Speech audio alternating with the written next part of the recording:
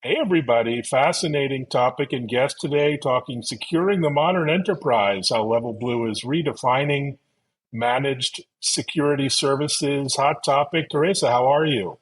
I'm great, Evan. Thank you so much for having me on the podcast today. Well, thanks for being here. Really excited for our chat. Maybe personal introductions to start to yourself, your journey to Level Blue, and what's your mission at the company? Sure, my name is Teresa Lanowitz, and as you mentioned, I'm the Chief Evangelist with Level Blue. And Level Blue might be a new name to some people, but let me just give you a little bit of a background on who we are and how we have evolved. So in May of 2024, Level Blue was announced, and Level Blue is a joint venture between AT&T and Willjam Ventures. And our goal is to be a strategic extension of your team. And we do that in three ways. First, we help you to protect your business intelligence through our cybersecurity consulting. Second, we help you to predict your security investments through our managed security services. And third, we help you to foster innovation and mitigate risk through our Level Blue threat intelligence labs. And Level Blue is cybersecurity simplified. And that's just a little bit about who we are and what we do. Wonderful. Simplification is what we need, and many businesses are turning to MSPs given the lack of talent and skills out there. So maybe talk about your unique approach at Level Blue and how you compare to the many hundreds of other managed service providers that are out there today. At Level Blue, what we have in terms of our security operations centers is we have four global security operations centers and three global NOCs. And those SOCs and NOCs are staffed and managed 24/7, 365. So Mm. if you're coming to us and you have specific data requirements from a particular geography, we can certainly handle that. If you're coming to us and you have hardened requirements from government entities and so on, we can certainly handle that. So that's how we really differentiate ourselves, is that we are manning and staffing those SOCs and NOCs 24/7, 365 around the world. And then, of course, our Level Blue Labs team, our threat intelligence team, they're looking at indicators of compromise constantly and using machine learning to be able to go through those millions of indicators of compromise that come in every single day and be able to send that out to our SOCs. So we're using that data coming from those Level Blue Labs, threat intel teams, to be able to fuel what's going on in the SOC. So our SOCs are able to keep abreast of everything that's going on around the world and be able to help with any type of incident that's going on inside of the managed service. Fantastic. Talk about the role of threat intelligence these days. It's such an important activity. It's no longer something sort of behind the scenes, sort of a black art. But what is your team doing there? Right. Everybody, and you're like you said, it's nothing. It's something that has come into the fold recently, probably in the past year or so. And I think we started to see that with so many high profile public breaches. People would say, "Well, what was the threat intelligence on this?" And in reality, those threat intel teams, they have been working diligently behind the scenes for decades. And our team, our Level Blue Labs team, is incredible. We work with OTX, the Open Threat Exchange, and it's a crowdsourced way that anybody in the world can actually come and submit an indicator of compromise. Our Level Blue Threat Intel team then takes all those indicators of compromise coming through OTX, that Open Threat Exchange.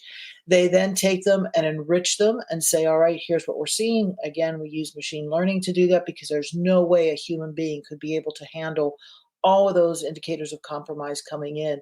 So our threat intel team takes everything coming from the Open Threat Exchange, enriches it, and sends it out to our SOC so that they can then help our clients through the SOC. And also our cybersecurity consulting team uses that threat intelligence coming through from the Level Blue Labs team as well. And our Level Blue Labs team, they've found that they've done quite a few discoveries.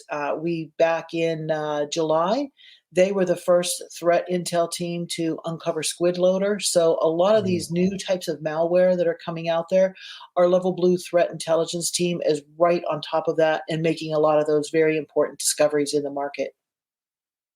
Well done. Much needed help. Um, So lots of companies are behind in their cybersecurity modernization efforts. Of course, you have to meet customers where they are. Where are you seeing customers these days in terms of their readiness and uh, uh, their approaches to cybersecurity? And you seeing lots of folks behind, and how can you help them get ahead of the curve here? So I'm a more optimistic person than Mm-hmm. pessimistic. So I don't like to say they're behind. I say that there are different phases of their journey, different stages Mm. of their journeys. And you take a look at the market and where people are, and sometimes I think the cybersecurity news coming out can be a little daunting, a little overwhelming, and maybe a little pessimistic, because people like to say, "Oh, we're behind. We're behind by 4 million cybersecurity professionals globally." Well, Mm. yes, we do have a cybersecurity skill shortage, but there's certainly a way to counter that. And one of the ways is to work with a trusted third-party advisor, and that's where a company such as Level Blue comes in. We can be that trusted third-party advisor on your journey to cybersecurity resilience. And being that trusted third party advisor says, we can come in, we can help you understand what your security posture should be. Many organizations don't really understand what's going on with their cybersecurity, with what they have implemented for cybersecurity. Are they completely exposed? Are they moderately exposed? Are they very well protected? What's going on in their industry? So bringing in that trusted third party advisor, somebody who has done this before, to do something as simple as a posture assessment. Our cybersecurity consulting team can also happen with managing vulnerabilities that you may have within your organization. They can also come in and conduct tabletop exercises. So giving you a scenario where here's what the breach was. What do you do? How do you manage this? And again, then going on and helping with things such as incident response and so on. And one of the things we know from the research that we did this year at Level Blue is that only 35% of organizations out there have a formalized incident response program. And that's Wow. something that every organization should have. And that's where, again, our cybersecurity consulting teams can help you with that. And then in terms of being that trusted advisor through managed security services, that's where we aim to really act as that strategic extension of your team. So, what we also found out through our research is that organizations are looking for somebody who has done this before. We see a lot of new computing coming on the market. If we think of things such as everything that IoT is bringing, everything that edge computing is now bringing, we see things that are no longer just us doing input and output through our computer screens. We see things that are happening automatically. So, some of the use cases, some of the popular use cases that are out there, remote patient monitoring, for example, in healthcare. You have an operation, you go home after surgery, your physician wants to monitor your heart rate, your blood pressure, your blood glucose, your oxygen saturation, that sort of thing. Sending them home with a wearable is something that is critically important. And that's, you don't have to do any type of input to that. You just wear it and it sends everything back to your physician so that physician can monitor it. Other things such as smart buildings. Smart buildings are something we've been talking about for a while, but getting all of that data coming from a building, doing things such as preventive maintenance so as to not to disrupt the normal flow of traffic and so on. So those are the types of things that really need to be protected, those new types of endpoints coming online, in addition to our traditional endpoints such as phones, tablets, laptops, desktops, and so on.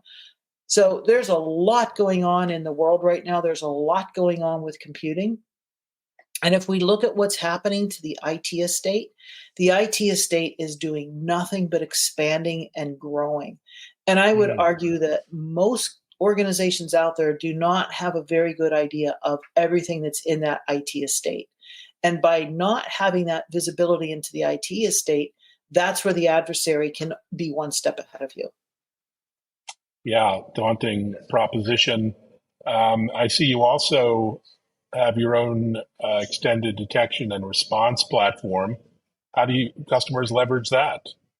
Yes, so we have our own XDR, Extended Detection and Response Platform, USM, and we offer that as something that you can use through us as a managed service, or we offer that if you are an existing MSP or MSSP out there in the channel, an MSP, and you want to get into cybersecurity, because oftentimes the managed service providers are looking for ways to get into cybersecurity. So they can use that USM platform and then start to offer their own clients managed security services, whether that is for something from maybe there's a language preference that they want to use a local MSSP for, maybe there's a geographic or time zone or sort of vertical market type of difference that they want to use a local MSSP for. So that's a great way for those MSPs to really focus on being an MSSP, managed security services provider, by using our USM platform. Oh, fantastic.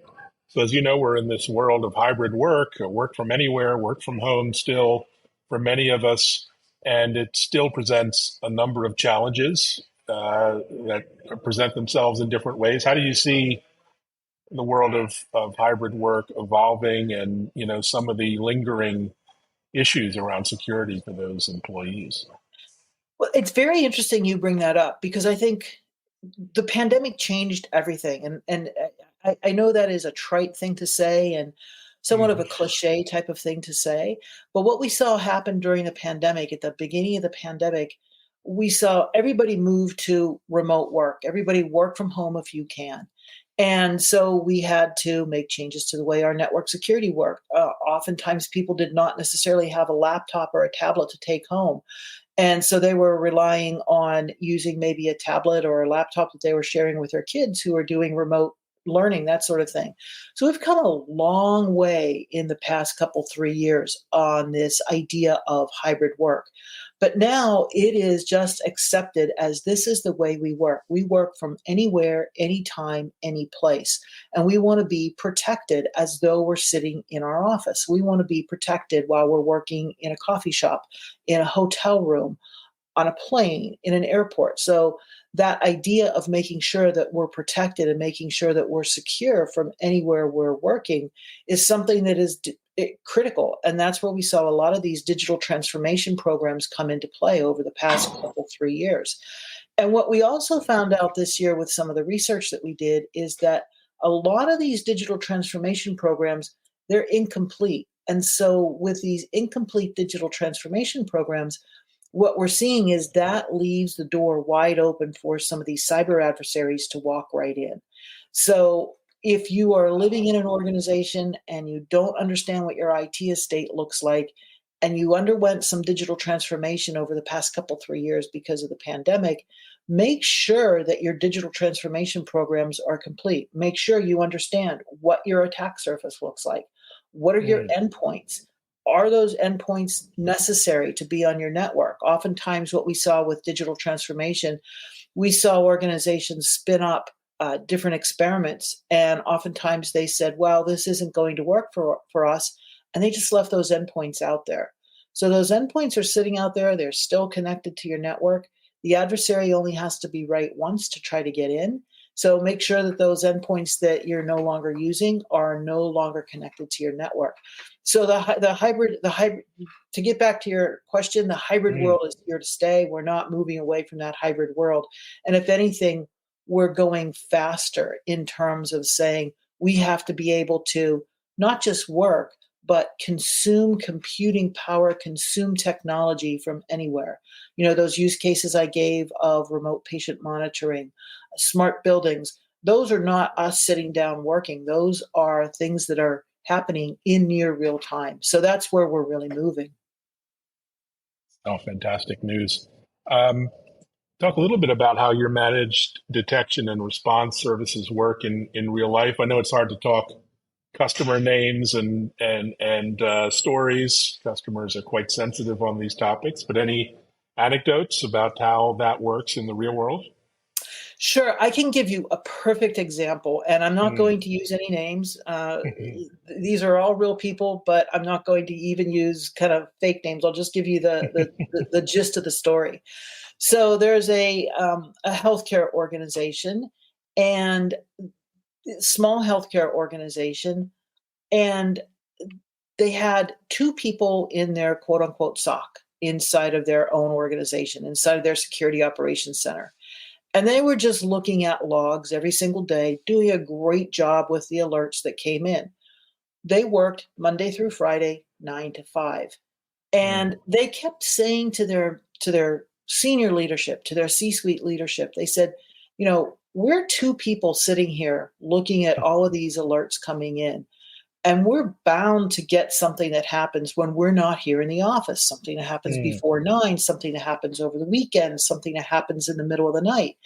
And their C-suite leadership said to them, you're doing a fantastic job. Just keep doing what you're doing. And they kept raising the issue. Well, sure enough, they went home for a long weekend, and it was a holiday weekend here in the United States. They came back in and turned on their computers and found out that they were the target of ransomware. So, Wow. Ransomware works. You get that ransom note right on your computer screen.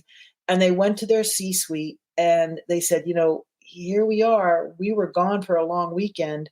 And once they did the forensic investigation on it, they found out that the adversary had been dwelling in their network for a couple of months, knew that there Wow. was a long weekend coming up, and waited for them to be gone, and just went in and went on a virtual shopping spree. And it was at that moment that cybersecurity moved from being a technical issue to being a business problem. And they said, yes, we're going to go with you so that you can come in. We're going to go with you, Level Blue, so that you can come in now and be our managed security services provider. So we now have protection 24/7, 365. And that is a switch in the way the C-suite was thinking, because these very smart cyber people knew what their limitations were. And their C-suite was saying, you're doing a fine job because nothing's happening. And as soon as something happened, the idea of cybersecurity went from being, you two cybersecurity people over here, you're doing a wonderful job Monday through Friday, 9 to 5. It went from being that technical issue that they knew that those two people could handle very well to being a business problem, because now we have a business problem.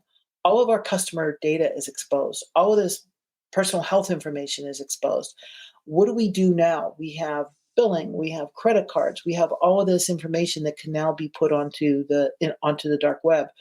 And when you're in a situation with ransomware, for example, you're negotiating with cyber criminals.